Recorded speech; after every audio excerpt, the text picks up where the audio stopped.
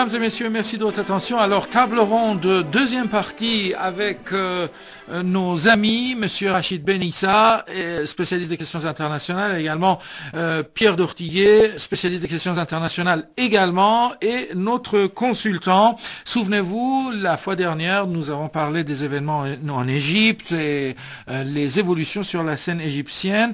Et donc, on a voulu tout de même garder ces messieurs ici au studio pour faire une deuxième partie de table ronde, puisque Ahmad l'avait dit, souvenez-vous, si vous nous avez suivis la dernière fois, que nous sommes dans ce que l'on appelle la décade de l'aube, les 10 jours qui ont précédé la victoire de la révolution islamique en Iran. C'était en 1979. Donc en Iran, il y a une sorte d'enthousiasme pour, en fait, cette décade de l'aube. Et donc, on a décidé avec Ahmad de scinder cette émission en deux, puisque le temps ne nous permettait pas de poursuivre l'émission comme ça. Donc, de parler maintenant de la révolution islamique d'Iran, ses effets, ses fruits et également sa portée dans le monde islamique. D'ailleurs, ce que le guide suprême de la révolution islamique l'avait souligné lors de la prière du vendredi de Téhéran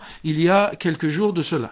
Exactement, ces jours-ci, comme vous l'avez très bien remarqué, mon cher Nima, ces jours-ci en Iran, nous sommes en train de commémorer la décade de l'aube marquant l'anniversaire de la victoire de la révolution islamique d'Iran. Et lors de la prière du vendredi de Téhéran, le guide suprême de la révolution islamique d'Iran, l'honorable Ayatollah Ouzma Khomeini, a affirmé que, faisant son analyse de ce qui se passe au nord de l'Afrique et également ailleurs dans le monde musulman, il a dit que on entend la voix de la nation iranienne, et il a qualifié ces événements de signes du réveil islamique. Nous avons comme invité de marque de notre émission d'aujourd'hui Monsieur Rachid Benissa et également Monsieur Pierre Dortiguet, spécialiste tous les deux des questions internationales. Je me tourne pour ma première question vers Monsieur Benissa. Monsieur Benissa, qu'est-ce que vous pensez au sujet en fait des récents propos du guide suprême de la révolution islamique d'Iran, surtout lorsqu'il a dit que ces événements sont le signe du réveil islamique dans le monde musulman, s'il vous plaît? Vous savez, la révolution islamique est un événement majeur. Comment il s'appelait, Caspar Weinberger, l'ancien ambassadeur, le ministre de la Défense américain, avait dit que c'était le plus grand tremblement de terre depuis la révolution communiste. Donc, c'est un arbre qui a été planté il y a 30 ans. On a tout fait pour l'étouffer.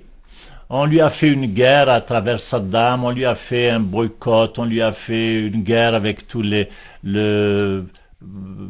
l'anathème, les chiites, c'est pas des musulmans. On a tout fait.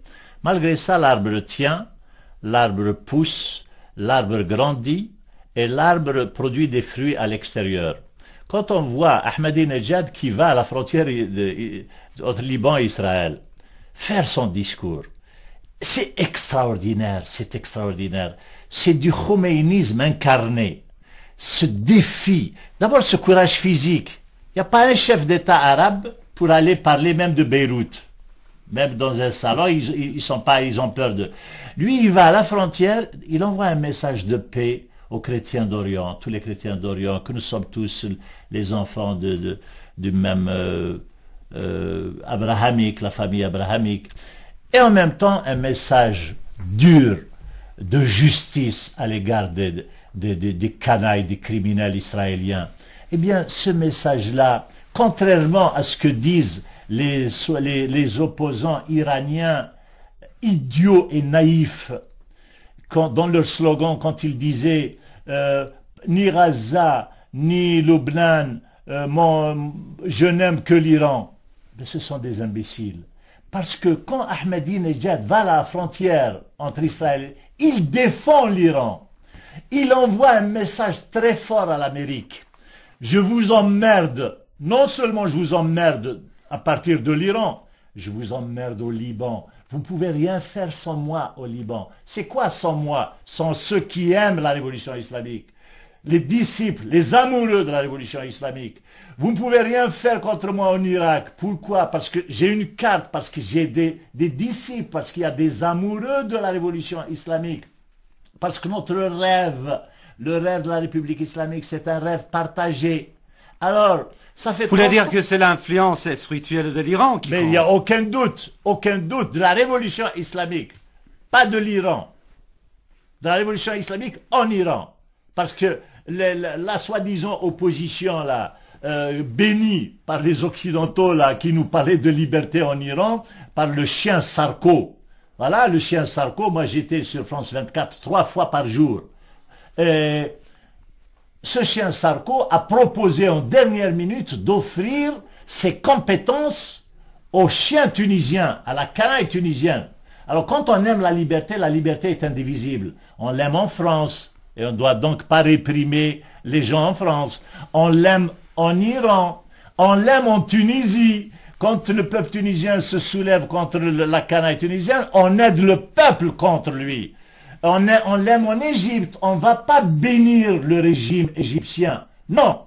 Voilà, donc ce double discours, cette hypocrisie, c'est cela qui prend fin avec le réveil qui se passe en Tunisie, en Égypte et qui fait écho à la révolution islamique. Merci beaucoup, Monsieur Benissa. Monsieur Pierre Dortiguet, vous êtes spécialiste français des questions internationales. Vous faites partie de la maison, Monsieur Dortiguet. Vous êtes consultant de la radio francophone iranienne. Et Monsieur Dortiguet, on parle de l'anniversaire de la victoire de la révolution islamique d'Iran. Vous venez d'un pays, la France, où le fondateur de la révolution islamique, l'imam Khomeini, que sa demeure soit au paradis, a séjourné pendant quelques mois dans le château, plus précisément. Qu'est-ce que vous inspire la révolution islamique d'Iran? Sa portée, son importance, son impact dans le monde extérieur? Sa véritable portée, comme toute portée, ne sera connue que beaucoup plus tard, lors même que, disons, ceux qui nous suivront connaîtront un autre environnement et pourront mieux mesurer, disons, les conséquences de cette révolution. Pourquoi y a-t-il eu révolution? On dit que la révolution, en philosophie, on dit que c'est le retour autour de soi, le retour autour d'un axe.